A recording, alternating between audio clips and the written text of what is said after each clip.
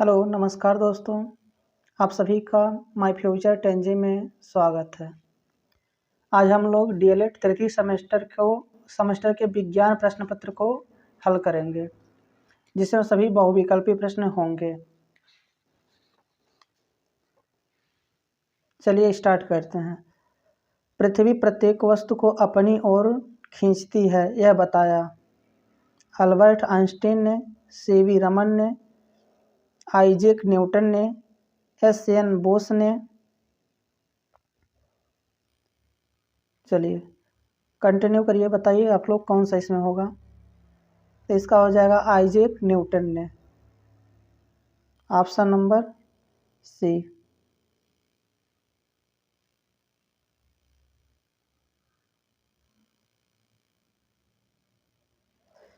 कुम्हार के चाल की गति होती है।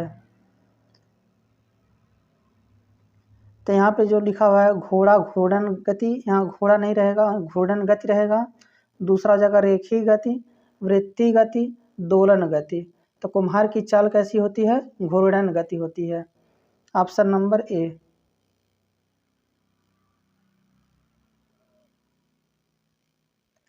सामान्यतः वृक्ष की लंबाई होती है 0.5 मीटर से 1 मीटर, 1 मीटर से 3.0 मीटर, 3 मीटर से 30 मीटर, फिर 30 मीटर से अधिक। सामान्यतः वृक्ष की लंबाई कितनी होती है?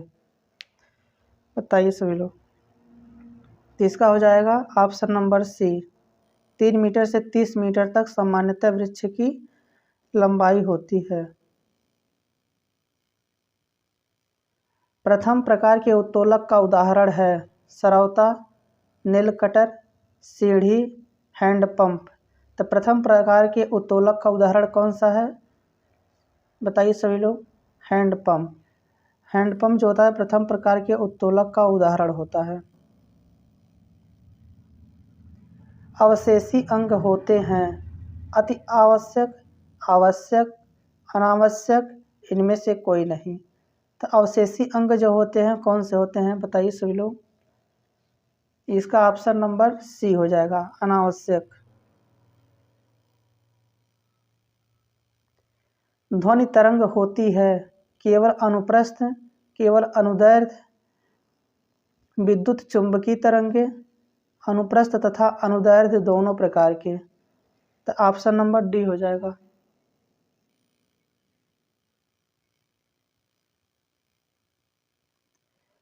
अनुदैर्ध्य तरंगों में माध्यम के कण उत्पन्न करते हैं तरंग गति की दिशा के लंबवत, तरंग गति की दिशा से 60 डिग्री के कोण पर, तरंग गति की दिशा के समांतर, कण कंपन पर नहीं करते।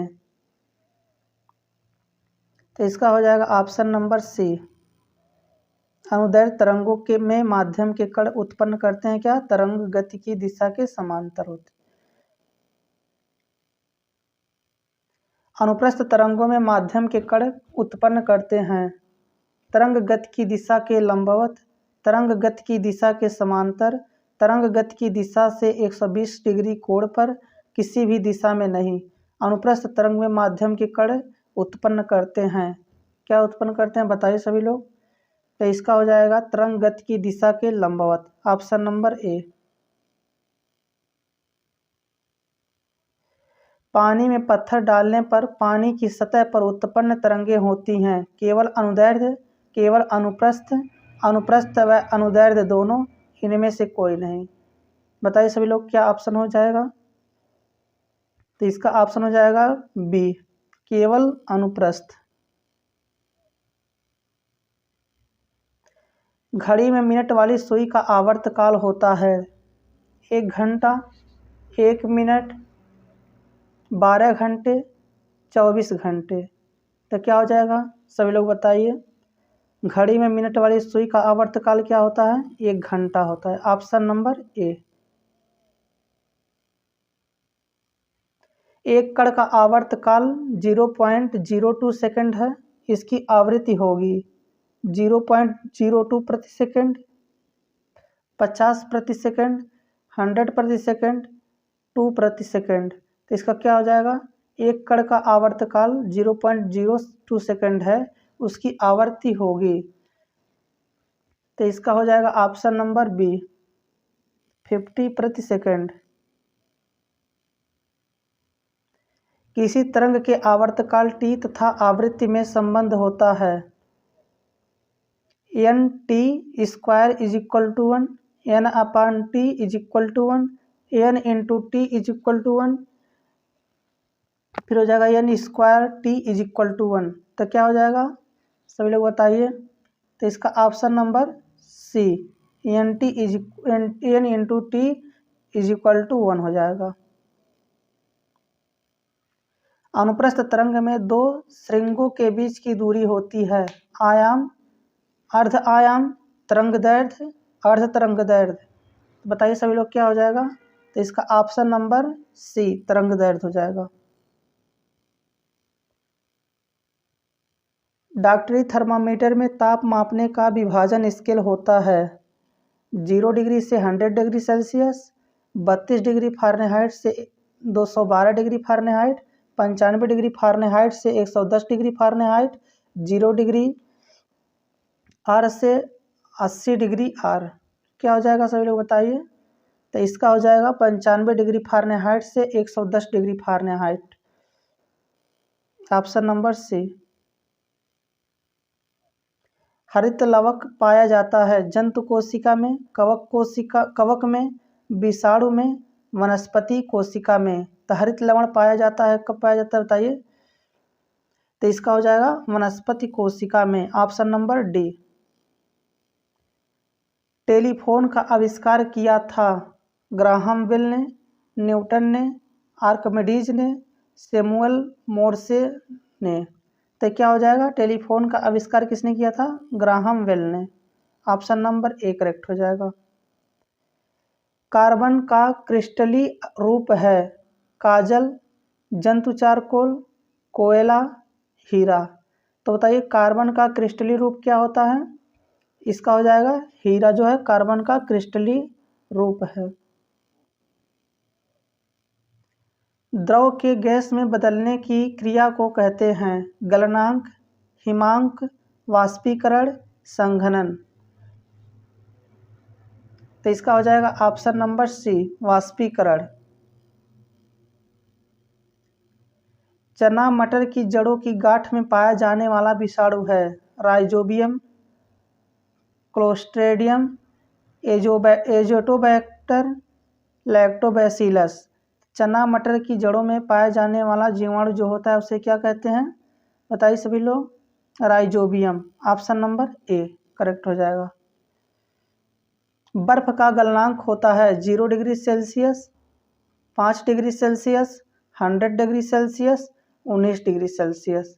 तो बर्फ का जो गलनांक होता है वो 0 डिग्री सेल्सियस होता है, ऑप्शन नंबर ए करेक्ट हो जाएगा। ऊष्मा का संचरण कितनी विधियों द्वारा होता है 3, 4, 6, 7। ऊष्मा का जो संचरण होता है कितनी विधियों द्वारा होता है 3 विधियों द्वारा होता है, ऑप्शन नंबर ए करेक्ट हो जाएगा। ऊष्मा के सुचालक हैं लोहा, एल्युमिनियम, तांबा, सभी। तो ऊष्मा के जो संचालक जो होते हैं, ऊष्मा के सुचालक जो होते हैं वो कौन सा होता है। ये सभी जितने भी दिए गए हैं सब ऊष्मा के क्या हैं सुचालक हैं। नेक्स्ट देखिए ऊष्मा के कुचालक हैं हवा, ऊन, पोर्सिलीन, सभी। तो हवा के ऊष्मा के जो सुचालक होते हैं ये जितने भी दिए गए हैं सब क्या हैं ऊष्मा के कुचालक है, तो ऑप्शन नंबर डी करेक्ट हो जाएगा। प्रकाश का सबसे महत्वपूर्ण स्रोत है लकड़ी, गैस, नमक, सूर्य। तो प्रकाश का सबसे महत्वपूर्ण स्रोत क्या होता है सूर्य होता है, ऑप्शन नंबर डी करेक्ट हो जाएगा। प्रकाश के प्राकृतिक स्रोत हैं सूर्य, तारे, जुगनू, सभी। प्रकाश के प्राकृतिक स्रोत क्या होते हैं ये जितने भी दिए गए हैं सब क्या हैं प्रकाश के प्राकृतिक स्रोत हैं, ऑप्शन नंबर डी करेक्ट हो जाएगा। दीप्त वस्तु नहीं है दर्पण, सूर्य, जलती मोमबत्ती, लालटेन। तो क्या हो जाएगा इसका हो जाएगा जो दर्पण है वो दीप्त वस्तु नहीं होता है। ऑप्शन नंबर 1 करेक्ट हो जाएगा। इसमें नहीं पूछा था। वे वस्तुएं जो स्वयं प्रकाश उत्पन्न करती हैं कहलाती है दीप्त वस्तुएं, अदीप्त वस्तुएं, दोनों, इनमें से कोई नहीं। तो वे वस्तुएं जो स्वयं प्रकाश उत्पन्न करती हैं उसे क्या कहते हैं?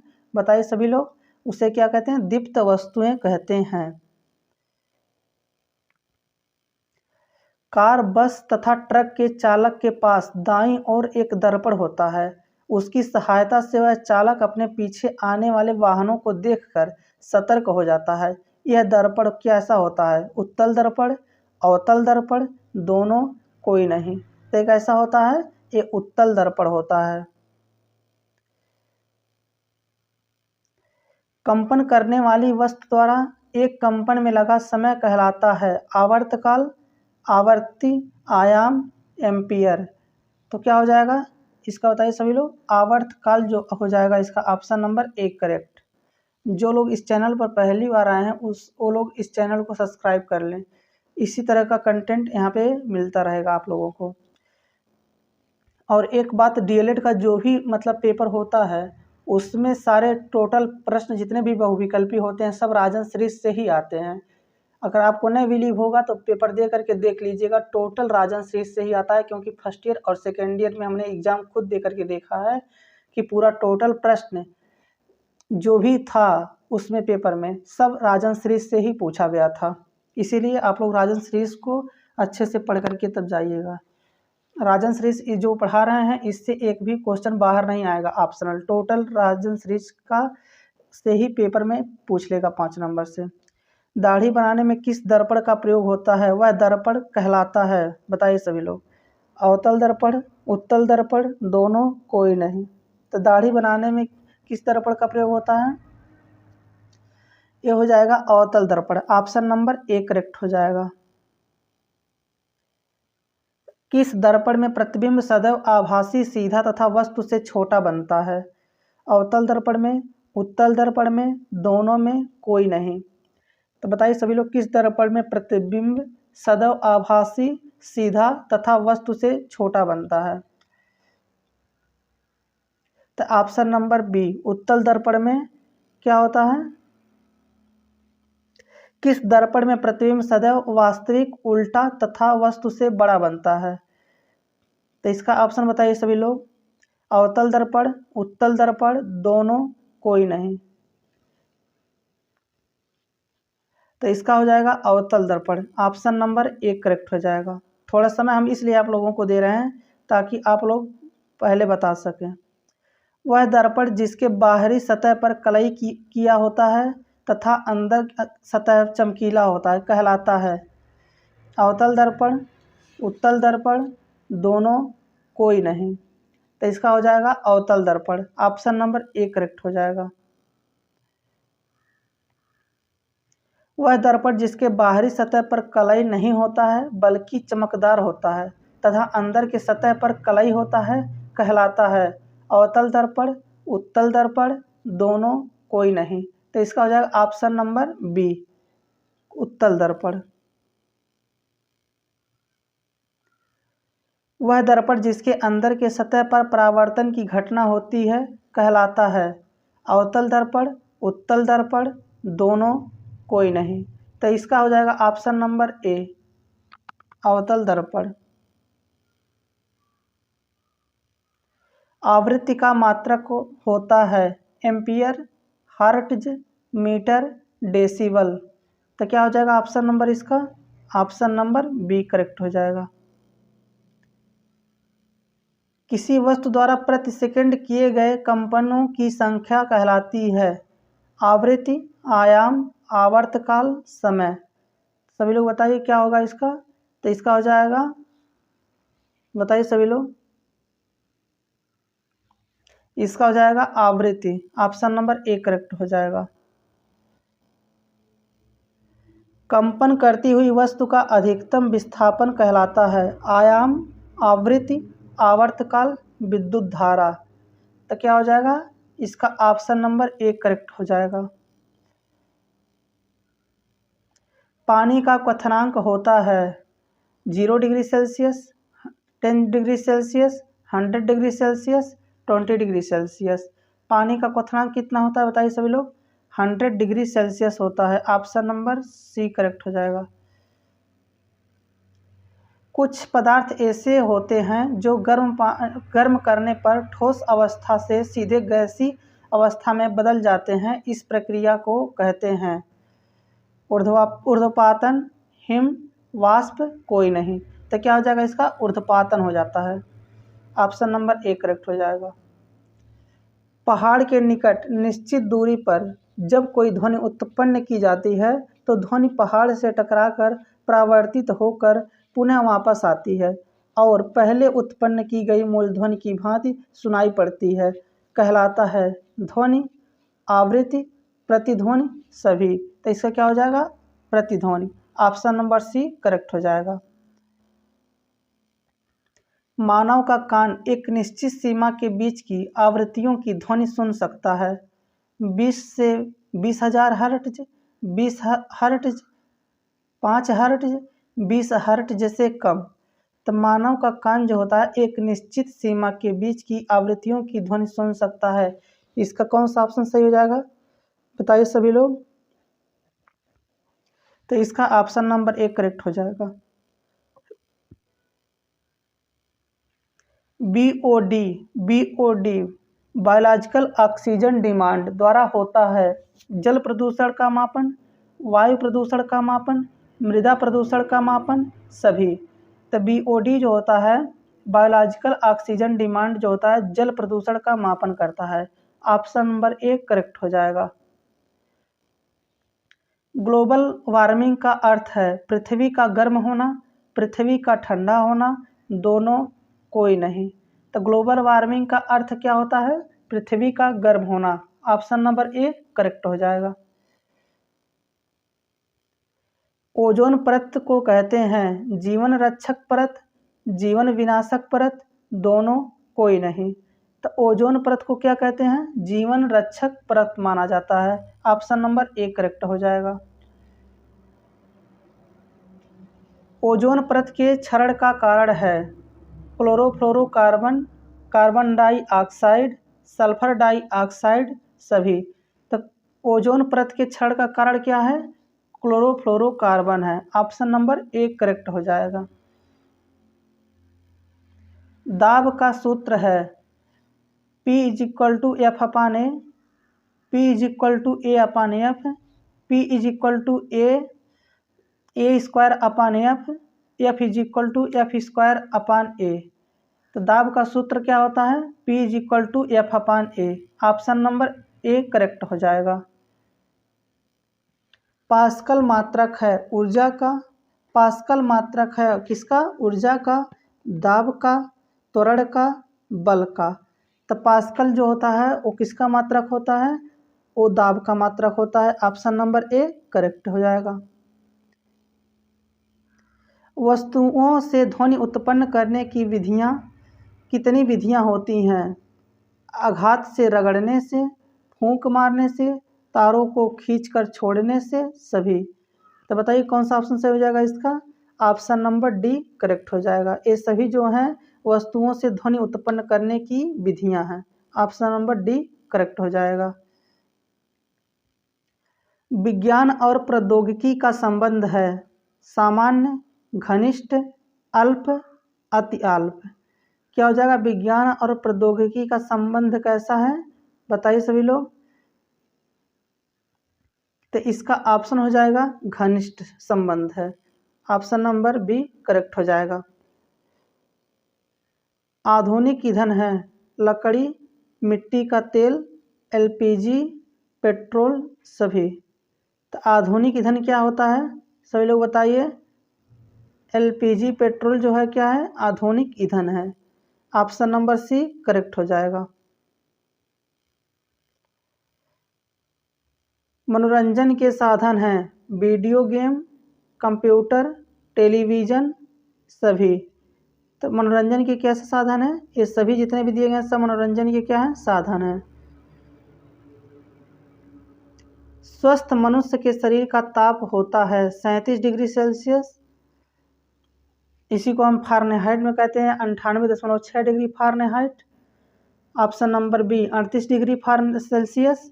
Option number C 98 degree Celsius. Option number D 100 degree Celsius. तो मनुष्य का जो स्वस्थ मनुष्य का जो शरीर का ताप होता है वह कितना होता है?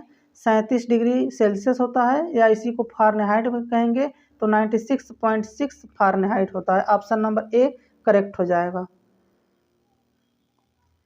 ऊष्मा की मात्रा निर्भर करती है वस्तु के द्रव्यमान पर, तापांतर पर, विशिष्ट ऊष्मा पर, सभी। ऊष्मा की मात्रा किस पे निर्भर करती है सभी लोग बताइए। तो इसका हो जाएगा ऑप्शन नंबर डी, इन सभी पर वस्तु का ऊष्मा की मात्रा निर्भर करती है। जल वाष्प के द्रव में बदल जाने की क्रिया कहलाती है वाष्पन, संघनन, ऊर्ध्वपातन, कोई नहीं। तो क्या हो जाएगा बताइए सभी लोग? संघनन हो जाएगा। ऑप्शन नंबर बी करेक्ट हो जाएगा। ऊर्ध्वपातन का उदाहरण है कपूर, नौसादर, दोनों, हीरा। तो ऊर्ध्वपातन का उदाहरण क्या है बताइए सभी लोग? ऑप्शन नंबर सी दोनों। ये सब क्या है? ऊर्ध्वपातन के उदाहरण हैं। हर्ट्ज मात्रक है ऊर्जा का, आवृत्ति का, तरंगदैर्घ्य का, विद्युत क्षेत्र की तीव्रता का। तो हर्ट्ज मात्रक किसका होता है सभी लोग बताइए? इसका हो जाएगा आवृत्ति का मात्रक होता है हर्ट्ज। ऑप्शन नंबर अब देखिए नेक्स्ट क्वेश्चन। ध्वनि तरंगों की आवृत्ति होती है 20 हर्ट्ज से कम, 20,000 हर्ट्ज से अधिक, 20 हर्ट्ज से 20,000 हर्ट्ज तक, उपर्युक्त तीनों। तो ध्वनि तरंग की आवृत्ति कैसी होती है सभी लोग बताइए? 20 हर्ट्ज से 20,000 हर्ट्ज तक ये ध्वनि की आवृत्ति होती है। एल्कीन उदाहरण है मेथेन का, एथिलीन का, एथेन का, कोई नहीं। तो एल्कीन उदाहरण किसका होता है बताइए सभी लोग? एथिलीन का। ऑप्शन नंबर बी करेक्ट हो जाएगा। एल्काइन का उदाहरण है एसिटिलीन, मेथेन, एथेन, कोई नहीं। तो एल्काइन का उदाहरण क्या होता है? Option number A acetylene.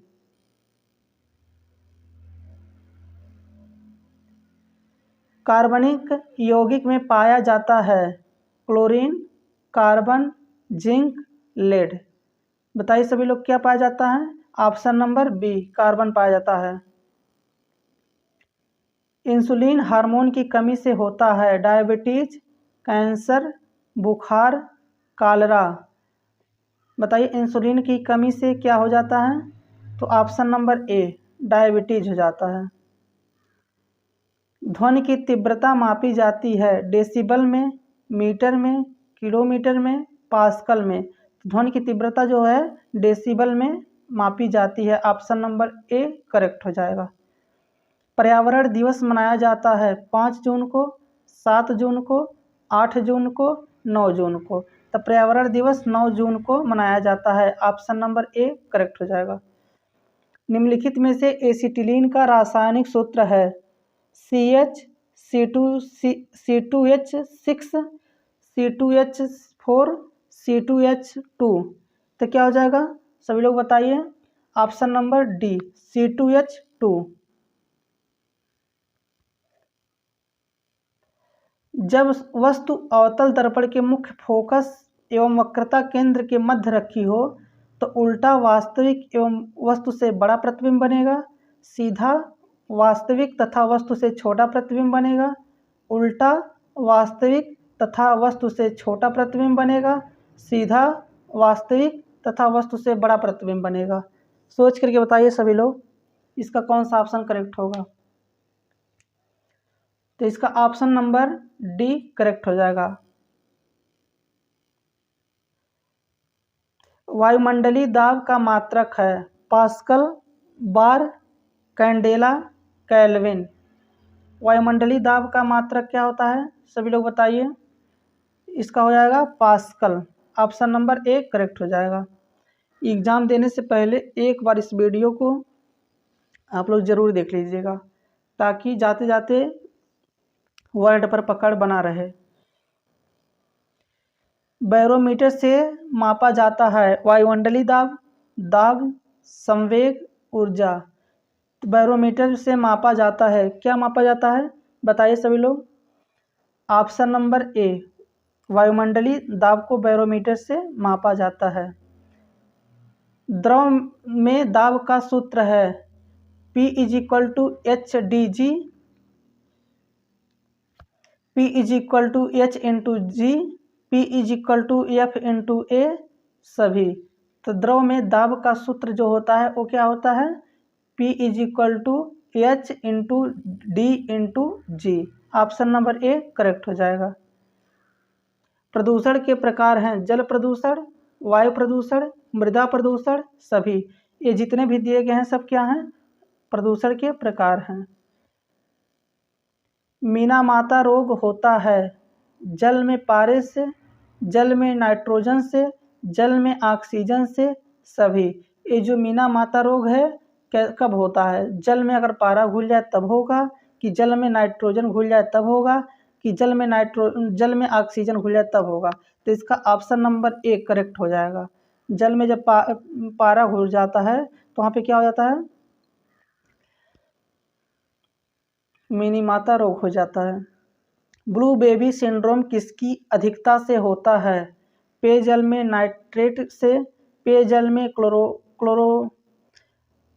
Fluoride से, पेयजल में क्लोरीन से सभी। तो ब्लू बेबी सिंड्रोम किसकी अधिकता से होता है, तो बताइए करेक्ट सभी लोग क्या हो जाएगा इसका, पेयजल में नाइट्रेट से। ऑप्शन नंबर ए करेक्ट हो जाएगा। तरंग गति कितने प्रकार की होती है, 1, 2, 3, 4। तो बताइए तरंग गति कितने प्रकार की होती है, 2 प्रकार की होती है। ऑप्शन नंबर बी करेक्ट हो जाएगा। कार्बन के 2 अपर रूप हैं, हीरा, ग्रेफाइट, दोनों, कोई नहीं। तो कार्बन के 2 अपर रूप क्या होते हैं बताइए, हीरा और ग्रेफाइट कार्बन के अपर रूप हैं। हाइड्रोकार्बन बना होता है हाइड्रोजन से, कार्बन से, दोनों से, कोई नहीं। तो हाइड्रोकार्बन बना होता है किससे बना होता है बताइए सभी लोग। ऑप्शन नंबर सी करेक्ट हो जाएगा। असंतृप्त हाइड्रोकार्बन है मेथेन, एथेन, दोनों, कोई नहीं। तो असंतृप्त हाइड्रोकार्बन क्या होता है बताइए सभी लोग। ऑप्शन नंबर सी, ये दोनों क्या हैं, असंतृप्त हाइड्रोकार्बन हैं। वायु प्रदूषण का सूचक है शैवाल, कवक, लाइकेन, जीवाणु। तो वायु प्रदूषण का जो सूचक होता है उसे लाइकेन को माना जाता है। ऑप्शन नंबर नेक्स्ट क्वेश्चन देखेंगे। अम्ल वर्षा का कारण है वायु प्रदूषण, जल प्रदूषण, मृदा प्रदूषण सभी। तो अम्ल वर्षा का जो कारण होता है वो क्या होता है, वायु प्रदूषण होता है। ऑप्शन नंबर ए करेक्ट हो जाएगा। अम्ल वर्षा में उपस्थित अम्ल है नाइट्रिक अम्ल तथा सल्फ्यूरिक अम्ल, सिट्रिक अम्ल, एसिटिक अम्ल, हाइड्रोक्लोरिक अम्ल। क्या हो जाएगा, अम्ल वर्षा में उपस्थित अम्ल क्या होता है, नाइट्रिक अम्ल तथा सल्फ्यूरिक अम्ल। ऑप्शन नंबर ए करेक्ट हो जाएगा। भोपाल गैस त्रासदी का कारण कौन सी गैस है, ethyl isocyanide, methyl isocyanide, carbon dioxide, carbon monoxide. तो भोपाल गैस त्रासदी का कारण जो था MIC था, methyl isocyanide. Option number B correct हो जाएगा। ताजमहल का दिन प्रतिदिन भद्दा होने का कारण है ग्रीन हाउस प्रभाव, ओजोन परत, अम्ल वर्षा, कोई नहीं। तो इसका क्या हो जाएगा, ऑप्शन नंबर सी करेक्ट हो जाएगा। अम्ल वर्षा के कारण ताजमहल का रंग दिन प्रतिदिन भद्दा होता जा रहा है। ग्रीन हाउस गैस है methane, carbon dioxide, nitrous oxide. Option number B sulphur dioxide, option number C chlorine, option number D hydrogen. तो ग्रीन हाउस गैस कौन सा होता है? मीथेन होता है, कार्बन डाइऑक्साइड होता है, नाइट्रोजन होता है। ऑप्शन नंबर ए करेक्ट हो जाएगा। नेक्स्ट क्वेश्चन, एल्यूमिनियम कार्बाइड पर जल की क्रिया द्वारा कौन सा हाइड्रोकार्बन उत्पन्न होता है? Ethane, methane, acetylene, ethylene. तो बताइए क्या हो जाएगा? ऑप्शन नंबर बी करेक्ट हो जाएगा, मेथेन। सोडियम एसीटेट को सोडा लाइम के साथ गर्म करने पर गैस प्राप्त होती है। एथिलीन, मेथेन, एथेन, ये सभी। तो क्या हो जाएगा? ऑप्शन नंबर बी करेक्ट हो जाएगा। हरित लवण रहित पौधे का समूह है शैवाल, कवक, अनावृतबीजी, उपयुक्त सभी। तो बताइए क्या हो जाएगा? ऑप्शन नंबर बी करेक्ट हो जाएगा। किसी वस्तु द्वारा प्रति सेकंड किए गए कंपनों की संख्या को कहते हैं शैवाल, कवक, अनावृतबीजी, उपयुक्त सभी। तो बताइए क्या होता है? किसी वस्तु द्वारा प्रति सेकंड किए गए कंपनों की संख्या को क्या कहते हैं? ऑप्शन नंबर बताइए कौन सा होगा करेक्ट? तो इसका हो जाएगा ऑप्शन नंबर सी, आवृत्ति। देखिए इसमें थोड़ा सा ऑप्शन एरर है, तो इसमें लिख लीजिए सभी लोग। ऑप्शन नंबर ए में क्या रहेगा? आवर्तकाल रहेगा। ऑप्शन नंबर बी आयाम रहेगा। ऑप्शन नंबर सी में आवृत्ति रहेगा। ऑप्शन नंबर डी में क्या रहेगा? इनमें से कोई नहीं। तो क्या हो जाएगा इसका? आवर्तकाल हो जाएगा। नेक्स्ट क्वेश्चन चलिए। वायु दाब आरोपित करती है केवल ऊपर की दिशा में, केवल नीचे की दिशा में, चारों दिशा में, किसी दिशा में नहीं। तो वायु दाब क्या आरोपित करती है? बताइए सभी लोग। ऑप्शन नंबर सी, चारों दिशा में वायु दाब आरोपित करती है। निम्नलिखित में से अक्रिस्टलीय कार्बन के अपर रूप हैं ग्रेफाइट, हीरा, सुगर चारकोल, पुलरिन। तो क्या हो जाएगा सभी लोग बताइए? तो इसका हो जाएगा sugar charcoal. Option number C correct हो जाएगा। कुक्कुट पालन संबंधित होता है कबूतर से, मुर्गी से, कोयल से, कंगारू से। तो कुक्कुट पालन किससे संबंधित होता है? बताइए सभी लोग। तो इसका हो जाएगा मुर्गी पालन से। ऑप्शन नंबर बी करेक्ट हो जाएगा।